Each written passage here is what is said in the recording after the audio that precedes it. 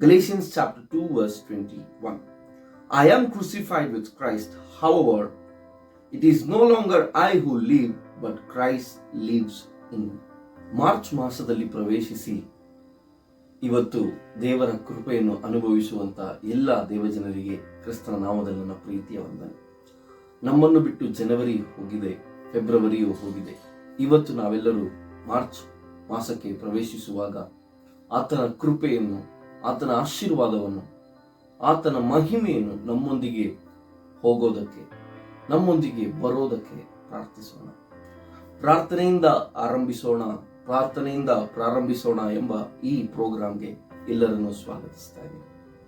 ನಮ್ಮ ಮುಖ್ಯ ಉದ್ದೇಶ, ನಾವು ಈ ಮಾಸವನ್ನು ಪ್ರಾರಂಭಿಸುವಾಗ ಈ ಮೊದಲನೇ ದಿನದಂದು ಆತನ ಮುಖವನ್ನು ನೋಡಿ, ಆತನ ಕೃಪೆಯನ್ನು ಬೇಡಿಕೊಂಡು, ಆತನು ನಮ್ಮೊಂದಿಗೆ ಬರಬೇಕು ಎಂಬ ಒಂದು ಸಂದೇಶವನ್ನು ದೇವರ ಪಾದದಲ್ಲಿಟ್ಟು, ದೇವರೇ ನೀನೇ ನನ್ನ ಕೈ ಹಿಡಿದು ಈ ತಿಂಗಳು ನನ್ನ ನಡೆಸು ಎಂಬ ಪ್ರಾರ್ಥನೆಯನ್ನು ಮಾಡಬೇಕು. ಈ ತಿಂಗಳು ನಾವು ಯೇಸು ಕ್ರಿಸ್ತನ ಶಿಲುಬೆಯ ಪಾದದ ಹತ್ತಿರ ಸೇರುವ ಒಂದು ಧ್ಯಾನವನ್ನೇ ಈ ತಿಂಗಳು ಸಂಪೂರ್ಣವಾಗಿ ಧ್ಯಾನಿಸೋದು. ಲೋಕವೆಲ್ಲ ಕಡೆ ಯೇಸು ಕ್ರಿಸ್ತನ ಮರಣವನ್ನು, ಯೇಸು ಕ್ರಿಸ್ತನ ಪುನರುತ್ಥಾನವನ್ನು ಜ್ಞಾಪಿಸಿಕೊಳ್ಳೋಕೆ ಸಿದ್ಧರಾಗುವಂತ ಈ ತಿಂಗಳಲ್ಲಿ ನಾವು ಯೇಸು ಕ್ರಿಸ್ತನ ಶಿಲುಬೆಯ ಹತ್ತಿರ ಸೇರುವವರಾಗಿ, ಆತನ ಮರಣಕ್ಕೆ ಹತ್ತಿರ ಸೇರುವವರಾಗಿ, ಆತನ ಕಷ್ಟಾನುಭವಗಳಿಗೆ ಹತ್ತಿರ ಸೇರುವವರಾಗಿ, ಅದನ್ನು ಇನ್ನೂ ಅರ್ಥ ಮಾಡಿಕೊಳ್ಳುವವರಾಗಿ ನಮ್ಮನ್ನು ನಾವೇ ಆತನ ಕ್ರಿಸ್ತನ ಶಿಲುಬೆಯ ಪಾದದಲ್ಲಿ ತಗ್ಗಿಸೋಣ.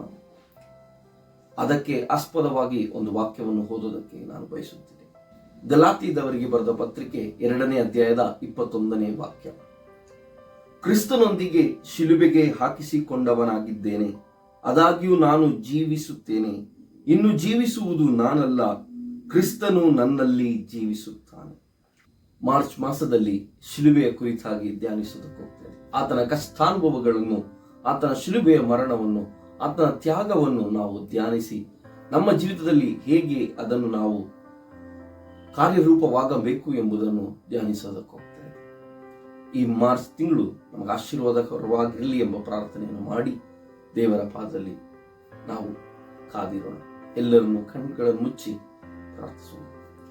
ಪರಲೋಕದಲ್ಲಿರುವಂತಹ ನಮ್ಮ ಮಹಾಪರಿಶುದ್ಧನಾದ ದೇವರೇ, ನಮ್ಮನ್ನು ಪ್ರೀತಿಸಿ ನಮ್ಮ ಸ್ಥಿತಿಗೆ ಒಂದು ಬದಲಾವಣೆಯನ್ನು ಕೊಡಬೇಕು ಎಂಬ ಪ್ರೀತಿಯೊಂದಿಗೆ ನಿನ್ನ ಒಬ್ಬನೇ ಮಗನಾದಂಥ ಯೇಸು ಕ್ರಿಸ್ತನನ್ನು ನಮಗಾಗಿ ಕೊಟ್ಟು, ನಿನ್ನ ಪರಿಶುದ್ಧಾತ್ಮನನ್ನು ನಮ್ಮೊಳಗೆ ನಿರಂತರವಾಗಿ ವಾಸ ಮಾಡೋದಕ್ಕೆ ನಮ್ಮ ಮೇಲೆ ಕಳುಹಿಸಿ, ನೀನು ನಮ್ಮ ಜೊತೆಗೆ ಇರುವ ಕೃಪೆಗಾಗಿ ಸ್ತೋತ್ರ. ನಮ್ಮ ಮುಂದೆ ಇದ್ದಂಥ ಜನವರಿಯು ಫೆಬ್ರವರಿ ತಿಂಗಳು ಹಾದು ಹೋಗಿದೆ. ಈಗ ನಾವು ಮಾರ್ಚ್ ಮಾಸದಲ್ಲಿ ಪ್ರವೇಶಿಸುವಾಗ ನಿನ್ನ ಕೃಪೆಗೆ ನಾವು ಬೇಡಿಕೊಳ್ಳುವವರಾಗಿದ್ದೇವೆ. ನೀನು ನಮ್ಮ ಜೊತೆ, ನಮ್ಮ ಕೈ ಹಿಡಿದು ನಮ್ಮ ಮುಂದೆ ಹೋಗಬೇಕು ಎಂಬುದಾಗಿ ಕೇಳಿಕೊಳ್ತಾ ಇದ್ದೀವಿ.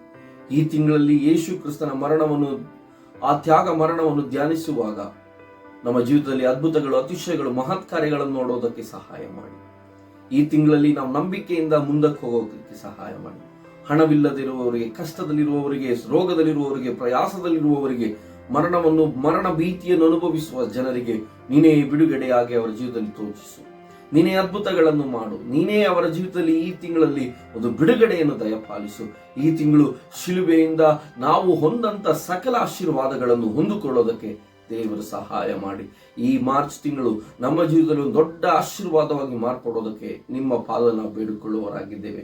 ನೀವೇ ನಮ್ಮನ್ನು ಆಳ್ವಿಕೆ ಮಾಡಿ ಈ ಮಾರ್ಚ್ ತಿಂಗಳಲ್ಲಿ ನಮ್ಮ ಕೈಯನ್ನು ಹಿಡಿದು ನೀವು ಮುಂದಕ್ಕೆ ನಡೆದುಕೊಂಡು ಹೋಗಿ ನಮ್ಮ ಜೊತೆಗೆ ನೀವೇ ಬನ್ನಿ ಎಂಬುದಾಗಿ ನಾವು ಪ್ರಾರ್ಥನೆ ಮಾಡ್ತಾ ಇದ್ದೀವಿ.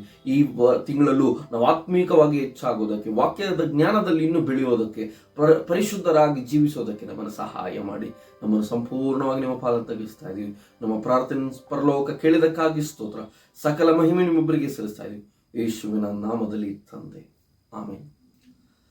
ಪ್ರಾರ್ಥನೆಯಿಂದ ಪ್ರಾರಂಭಿಸಿದ ಈ ಮಾಸ ನಿಮಗೊಂದು ಆಶೀರ್ವಾದಕರವಾಗಿರಲಿ ಎಂಬುದಾಗಿ, ನಿಮ್ಮ ಜೊತೆ ಬಿಡುಗಡೆ ಇರಲಿ ಎಂಬುದಾಗಿ, ನಿಮಗೆ ಆಶೀರ್ವಾದಗಳು ದೇವರು ಕೊಡಲಿ ಎಂಬುದಾಗಿ, ನಿಮ್ಮ ಪ್ರಾರ್ಥನೆಗೆ ದೇವರು ಉತ್ತರವನ್ನು ಕೊಡಲಿ ಎಂಬ ಪ್ರಾರ್ಥನೆ ನನ್ನದಾಗಿದೆ. ತ್ರಿಯೇಕ ದೇವರ ನಾಮದಲ್ಲಿ ನಿಮ್ಮನ್ನೆಲ್ಲರನ್ನು ಆಶೀರ್ವದಿಸ್ತಾ ಇದ್ದೀನಿ. ದೇವರು ನಿಮ್ಮನ್ನು ಆಶೀರ್ವಾದ ಮಾಡಲಿ. Thank you. God bless you.